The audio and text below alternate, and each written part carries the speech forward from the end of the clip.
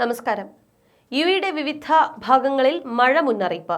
ഇന്ന് ഉച്ചതിരിഞ്ഞ് മഴയ്ക്ക് സാധ്യതയെന്നാണ് അറിയിപ്പ് എത്തിയിരിക്കുന്നത്. രാജ്യത്ത് നടന്നുവരുന്ന ക്ലൗഡ് സീഡിംഗ് പ്രവർത്തനങ്ങളുടെ ഭാഗമായി മഴ ലഭിക്കാൻ സാധ്യതയുണ്ട് എന്ന പ്രവചനമാണ് ദേശീയ കാലാവസ്ഥാ നിരീക്ഷണ കേന്ദ്രം നടത്തിയിട്ടുള്ളത്. യുഎയുടെ തെക്കൻ പ്രദേശങ്ങളിലും പടിഞ്ഞാറൻ മേഖലകളിലുമാണ് ഇന്ന് ഉച്ചയ്ക്ക് ശേഷം മഴ ലഭിക്കാൻ സാധ്യത കൽപ്പിക്കപ്പെടുന്നത്.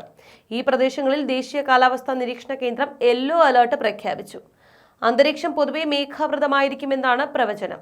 പൊടിക്കാറ്റിനും സാധ്യത ഏറെയാണ്. അറേബ്യൻ ഗൾഫും ഒമാൻ കടലിലും പൊതുവെ ശാന്തമായിരിക്കുമെന്നും ചൊവ്വാഴ്ച പുറത്തിറക്കിയ അറിയിപ്പിൽ പറയുന്നുണ്ട്.